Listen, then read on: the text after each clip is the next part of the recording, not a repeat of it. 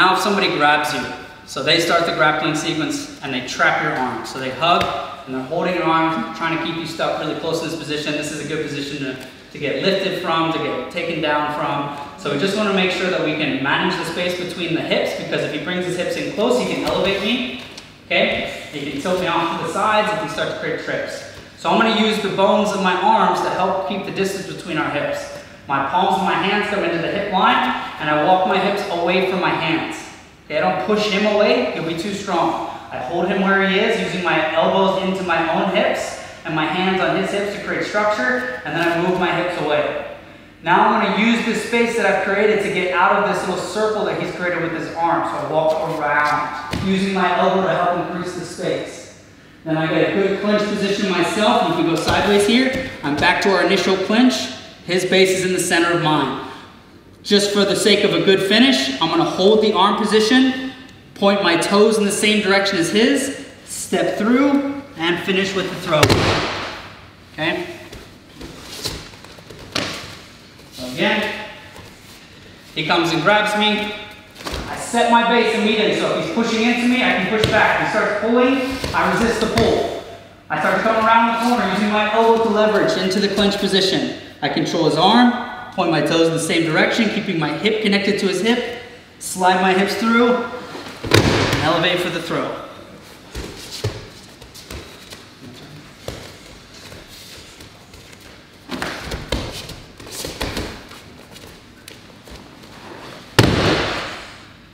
Good, okay, so this time we're escaping the bear hug, but he's come behind, he surprised me, he's locked my arms together. Again, this is a bad position for him to elevate if his hips are too close. Okay, I don't have much to defend. He can always move up to a strangle on my neck as well. So I want to be aware of all those things. First thing, as always, I want to get a good base. If he starts pushing me around and pulling me around, I just want to make sure that I can keep my balance here. I'm not just falling over. Okay? Secondly, I need to be aware of him going up to the strangle. So my hands turn palm up and they're ready to catch. If he starts moving up for a strangle, my hands catch, and that can help me get out as well. Okay? Now I need to make a little space between his hips and my hips. So if you go this way, so he's trying to get really close for the elevation and for the lift. Okay, I want to make sure that I can prevent that. So I'm going to create space. My arms go out. Okay, which gives my hips wiggle room. He's trying to pin my body to his body. So my arms go out. I create a little bit of space now with my hips. Now I can pivot my hips in either direction. Once I figure out which side I want to go, again, my hands are ready to defend against any chokes or headlocks. I move my hips out to the side, and I get right next to his hips here.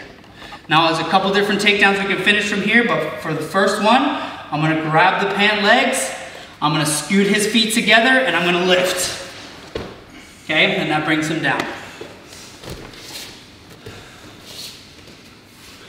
So again, first thing, base. Second, choke preparation.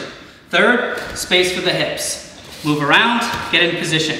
If I cannot lift my partner, I'm going to sit and sweep him backwards. My arm stays across his hips, and I block his legs with my legs just by sitting down and straightening my leg. And now I'm on the top position to finish as well.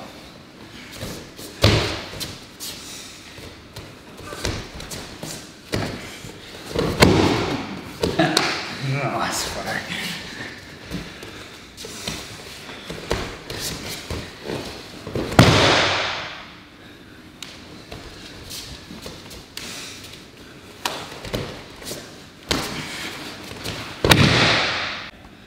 All right, if they grab underneath your arms in the front, okay? Again, if his hips get to my hips, I'm in trouble, okay? We're gonna get lifted up.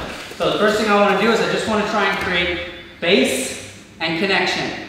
So I'm gonna set my feet, and I'm gonna get heavy with my elbows. My shoulders are compacting down, and I'm setting my stance so that the leg back is on the same side as his head. So his head's on this side, my leg steps back on the same side. If his head's on the other side, my leg steps back on that side, okay? So you guys can see on this side, I'm gonna get heavy, my leg steps back. Now I'm gonna need to make some space. So my hand is gonna come into the jawline. I'm gonna put my palm right underneath his chin, and I'm gonna start pushing that away. I'm gonna back it up with my other hand, and I'm gonna round my back a little bit as I push his head away, and that creates tension on the grip that he's holding. Okay? Once the grip breaks, you can throw your knees or you can enter into your own grappling underneath the arms on him. Okay? So here, his head's on this side, I get a good base. My hand comes in and I frame. I'm gonna make space and then now I can throw a knee or I can start going into my own grappling from there.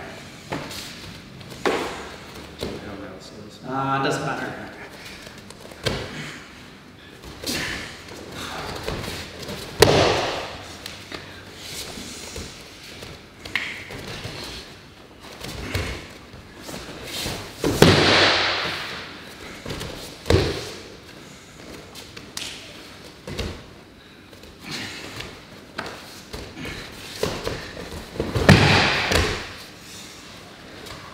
All right, first thing I want to do is get in good base. Again, I don't want to be square stance. If I just try and get in good base like this, he's going to lift me up.